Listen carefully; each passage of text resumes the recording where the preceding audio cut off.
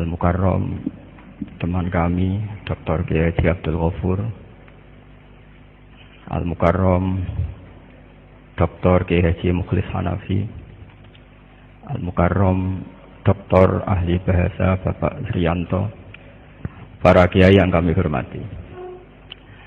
Sebagaimana yang dipaparkan oleh Gus Ghafur bahwa terjemahan Kemenak itu menjadi terjemahan milik bangsa yang menjadi rujukan seluruh mutarjim, termasuk rujukan para peneliti, mulai yang sedang garap tadi skripsi sampai disertasi. Tapi bahwa terjemahan ini mendapatkan respon serius ketika di Indonesia banyak ormas,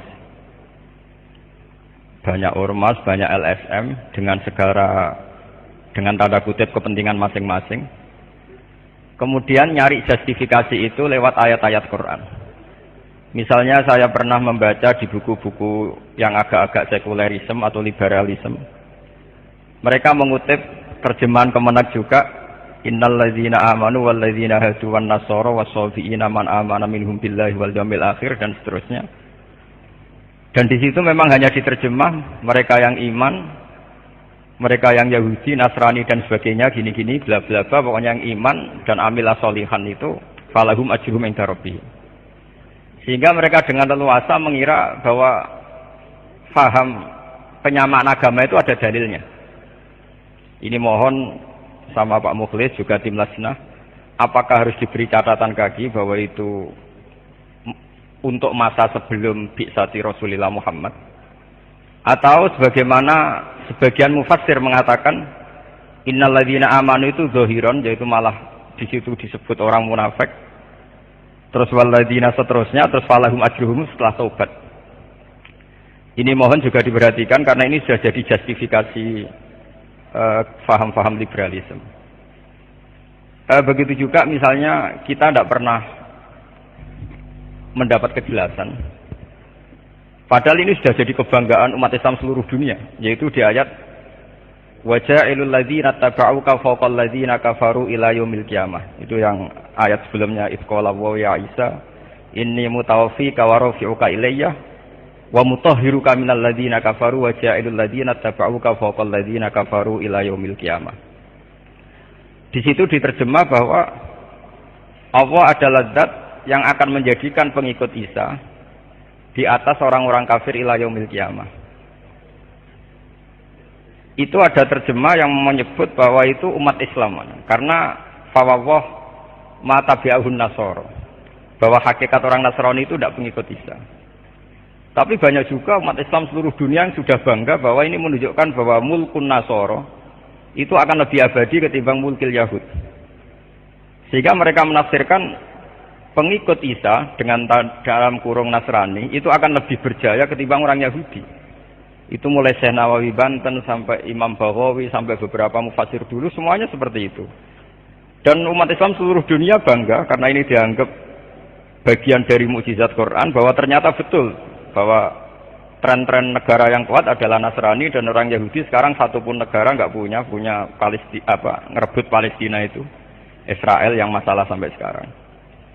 Sehingga dalam tafsir Baghawi dijelaskan waja'ilul ladzina taba'uka al-ittiba'una bimana al-iddia.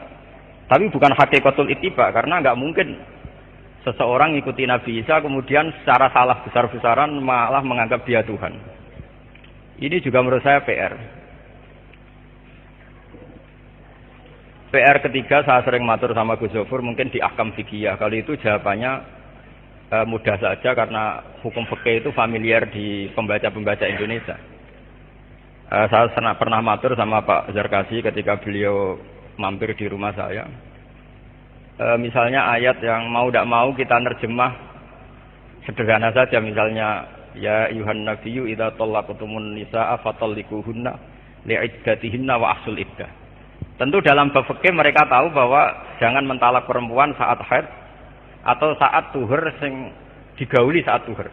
Hanya jangan menceraikan fi tuhrin jama'a hafihi, harus mentalak fi tuhrin lam yujami hafihi. Ini penting karena nanti kalau iddahnya hamil berarti 9 bulan, sementara kalau dia salah satu kuru iddahnya kisarannya 3 bulan lah kira-kira.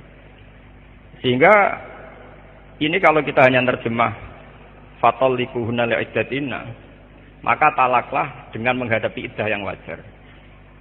Mungkin para ahli nahwu ya tahu bahwa li itu pasti yang menguntungkan pihak perempuan, yaitu kira-kira iddahnya cepat. Tapi lagi-lagi butuh penjelasan detail, yang menguntungkan iddah itu talak yang kayak apa.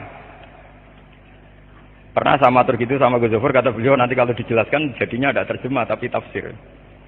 Tapi selalu masalah kita adalah, saya juga baca tafsir ringkas milik Kemenak. Masalah kita adalah yang kita bidik itu, kalau pembaca ini orang alim itu Kemenak dipakai perbandingan, dan itu kalau kita salah atau tidak sempurna dikritik. Kalau yang kita bidik orang awam, mereka dengan bahasa itu tidak paham. Lalu kita bidik siapa? Makanya ini matur sama Pak Mukhlis. Tapi jangan dijawab, ya para kiai ikut tanggung jawab lah, itu tidak senang saya jawaban itu. Nanti saya tidak senang jawaban itu. Jadi mohon itu yang masail-masail yang mengganjal di kita. Kemudian yang ketiga, ada beberapa teman yang membidangi sains tertentu. Itu sering tanya saya punya komunitas dokter yang ngaji saya Ibnul Qayyim Al-Jauziyah itu. Sering tanya gini, Pak Bahak, min alakin itu maknanya apa? Ya saya jawab, kalau para kiai-kiai bilang segumpal darah. Tidak ada Bapak dalam proses embriologi itu segumpal darah. Yang ada itu dari sperma, kemudian ada ribuan zigot atau apa gitu yang berhasil naik ke dinding rahim. Itu yang berhasil jadi janin gitu. Ya saya jawab, ya gampang saja. Alakin itu dari madatul kalimah aliko ya aliko alakon, suatu yang nempel. Ya anggap saja begitu.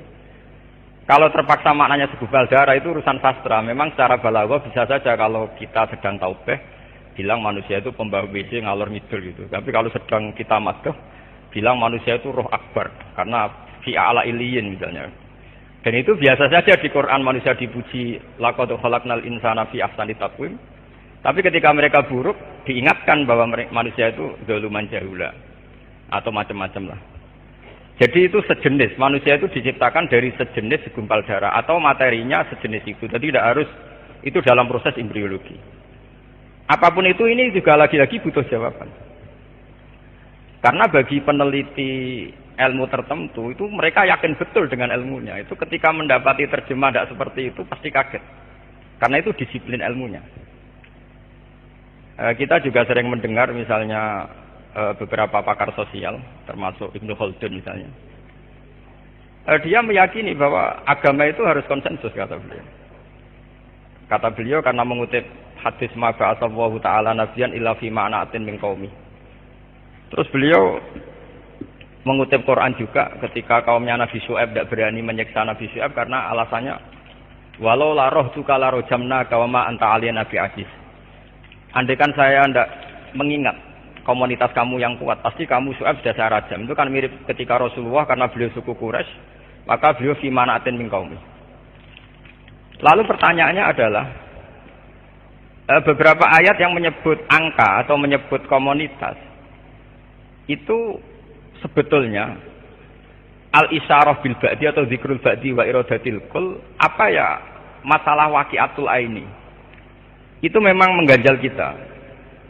Saya punya pengalaman ya, karena saya pernah menerjemah di Universitas Islam Indonesia itu, rujukan pertama itu Kemenak era ini dulu saya dihadiahi Bapak ini tahun 74. Terus kemudian revisinya saya juga baca yang era ya daerah Gus Zofur, era mungkin era Pak Mukhlis. Saya dulu sering konsultasi juga sama Pak Sohib Tahar dulu. Beliau sering ke Jogja dulu ketika ada tim UI itu.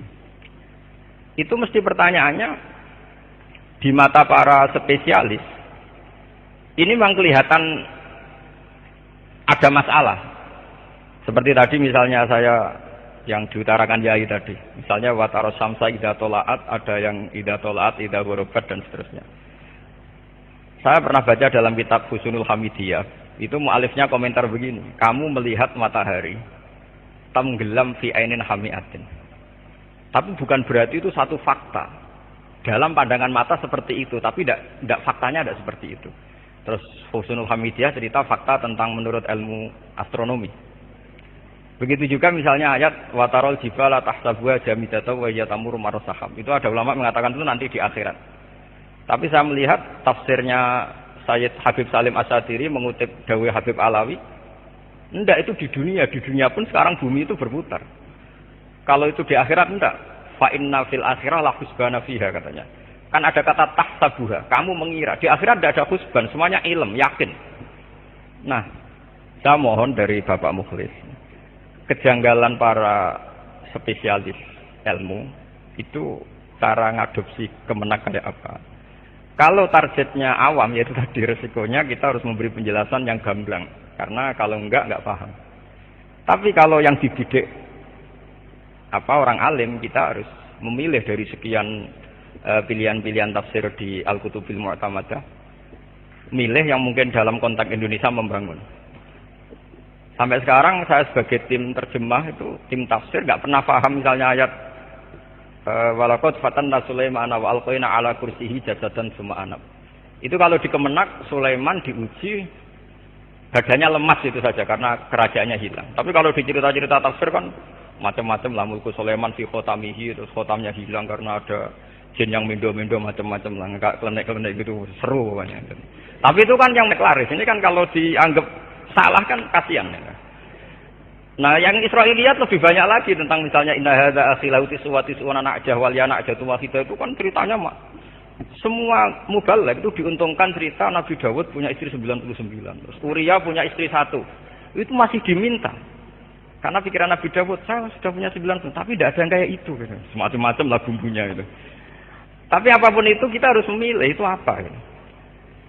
Makanya saya ketika jadi tim tafsir itu rujukan saya ke Menak yang tahun 74 karena tak anggap orang-orang sepuh banyak terlibat.